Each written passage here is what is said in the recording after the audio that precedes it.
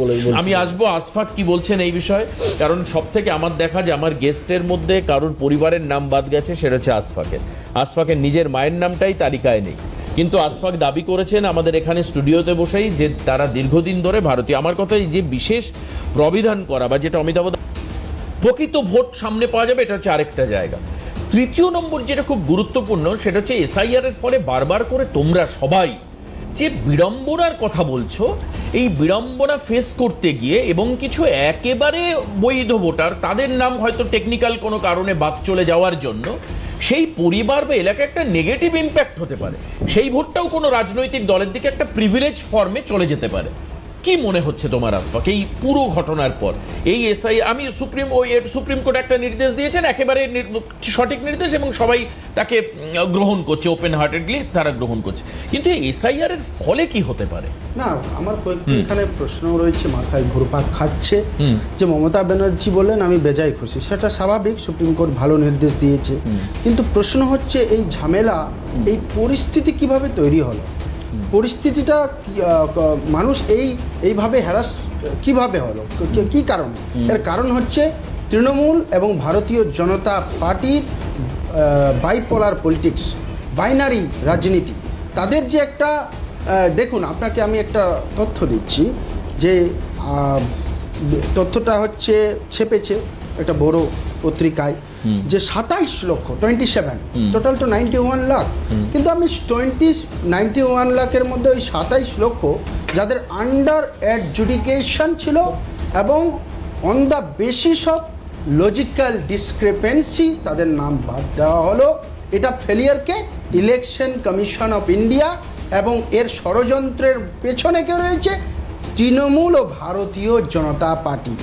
বেছে বেছে জাতীয় কংগ্রেসের যেখানে ভোট ব্যাংক, যে ভোট ব্যাংক বলবো না, যেখানে ভোটার বেশি, সমর্থক বেশি, উত্তরবঙ্গে মালদার মুর্শিদাবাদ, এবং বেছে বেছে সংখ্যালঘুদের নামে বাদ দিয়েছে। আপনি দেখুন না, রেশিওটা যদি দেখাতে পারি, যে 30.8% হচ্ছে নন মুসলিম এবং 65% মুসলিম এবং 4.2% আদার্স। তাহলে এটা কি তৃণমূল কংগ্রেস এবং বিজেপির মিলিত রাজনৈতিক ষড়যন্ত্র নয়? নিশ্চয়ই এটা একদম ষড়যন্ত্র।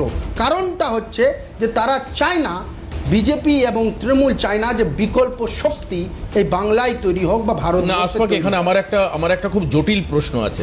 তুমি তো বলছো 90 লক্ষ, 90 এর মধ্যে যদি তুমি আমি আন্ডার না আমি বুঝতে পেরেছি, এই 60% যদি মুসলিমের নাম বাদ যায় তাহলে 65% যদি বাদ যায়, মানে টোটাল এটা বলছো, টোটাল বাদের 65% হচ্ছে 27 লক্ষের মধ্যে বলছো। ও 27 লক্ষের মধ্যে 27 লাখের মধ্যে বলছো।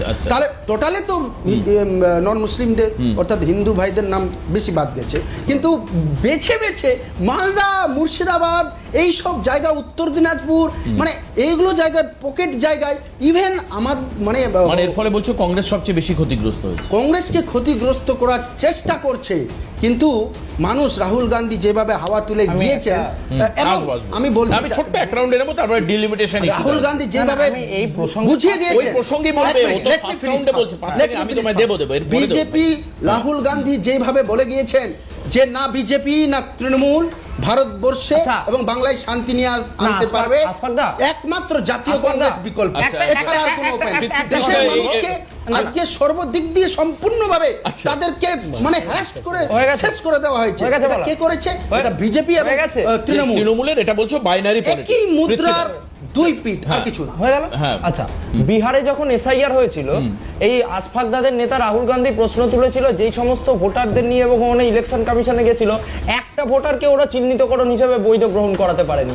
তারপর আসফাক দারা যদি সিএনএ এর সামনে, এই ক্যামেরার সামনে ভারতীয় কথা বলে, ভারতীয় জনতা পার্টি, ভারতীয় জনতা পার্টি যেইভাবে ইলেকশন কমিশনকে নিজের তোতা পাখি, নিজের চাকর বাকর বানিয়ে ফেলেছে, নিজের চাকর বাকর বানিয়ে ফেলেছে। আচ্ছা, আমরা পরের ইস্যুতে